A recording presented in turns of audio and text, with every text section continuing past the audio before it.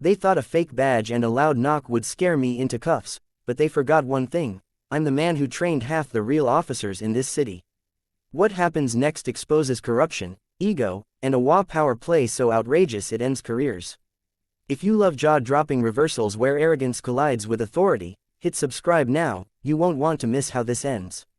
The first knock came just after sunset, sharp and authoritative, the kind designed to make ordinary people panic, and I remember smiling as I wiped my hands on a towel because confidence sounds different when you've worn the uniform for 25 years and earned every stripe on it. So when I opened the door and saw two men in police blues standing stiffly on my porch, hands hovering near their belts, eyes darting too fast, something felt off immediately. Not fear, not surprise, just a quiet recognition that the script they were reading from wasn't the one I'd helped write for this city. They announced they were there to arrest me for multiple violations, vague words tossed out like a net, and before they could continue I noticed the first mistake, then the second, then the third. Details civilians never catch but cops live by. The badge cut wrong, the radio clipped backward, the stance too theatrical, and behind them across my lawn stood 3 HOA board members I'd tangled with for months, arms crossed, faces tight with anticipation like kids waiting for a magician's reveal. This all started when I bought the house at the end of the cul-de-sac,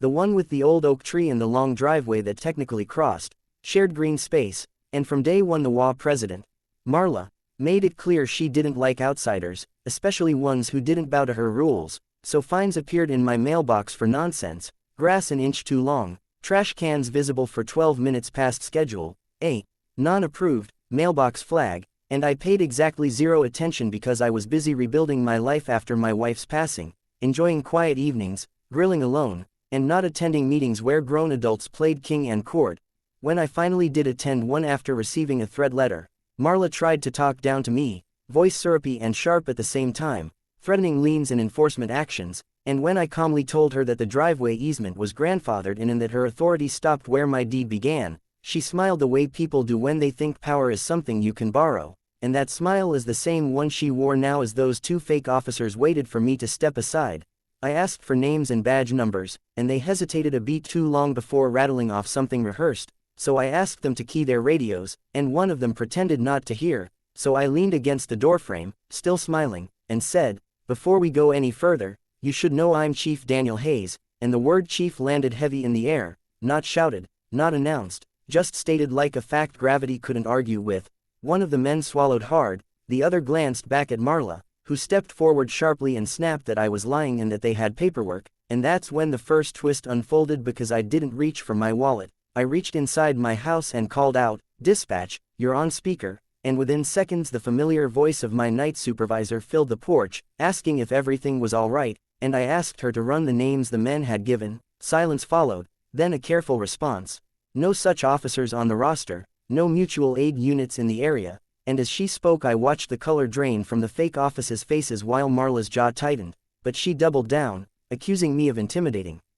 volunteers and obstructing justice, a phrase she clearly liked because she'd practiced it, and neighbors began to gather. Phones out, curiosity ignited, the way small communities feed on spectacle. I thanked dispatch and asked her to stay on the line. Then I asked the men if they understood the severity of impersonating law enforcement, how it was a felony with mandatory jail time, and how the city prosecutor didn't take kindly to people abusing public trust, and one of them stammered that they were contracted security, which only dug the hole deeper, because Marla jumped in again, shouting that the HOA had authority to enforce community standards and detain violators, and I corrected her gently, explaining that no HOA in this state had arrest power, that even real officers needed probable cause, and that what she'd orchestrated was a crime, not a rule enforcement. She laughed then, loud and brittle, claiming she'd called the city earlier and that someone had approved it, and that's when I felt the second twist roll in because I asked dispatch to patch in internal affairs, and the porch lights seemed brighter as my lieutenant's voice joined,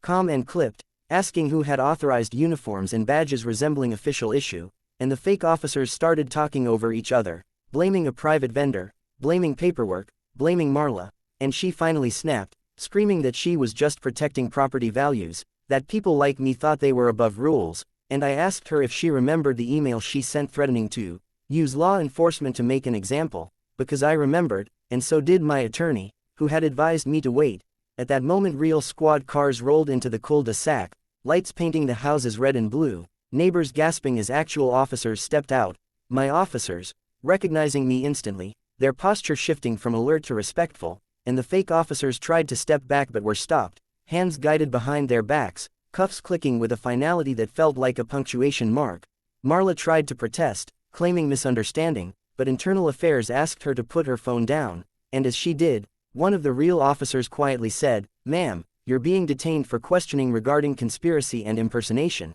and the HOA treasurer fainted onto the lawn, which would have been funny if it weren't tragic, because his statements were taken. More came out, emails, recorded calls, a private security company paid to look official, prior attempts to pressure other homeowners, and a pattern of intimidation that painted the HOA board not as guardians of order but as bullies drunk on borrowed authority. The third twist came days later when the city council called an emergency session, because once the story broke, residents flooded meetings with stories of harassment, fines used as threats, selective enforcement, and the city attorney recommended dissolving the HOA entirely, citing abuse of power, and Marla's lawyer tried to negotiate quietly, but prosecutors don't negotiate felonies away when the evidence sings. I testified calmly, not with anger but with disappointment, explaining how authority is supposed to protect, not terrorize, and how trust once broken takes generations to rebuild. And when the judge sentenced the fake officers to probation and fines and banned the security company from municipal contracts, the courtroom felt lighter,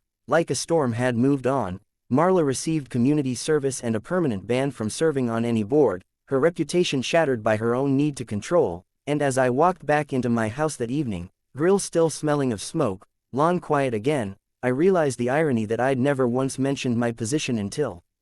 they forced my hand, because real power doesn't need to announce itself, it waits, watches, and when challenged by arrogance, it simply tells the truth and lets the consequences do the rest.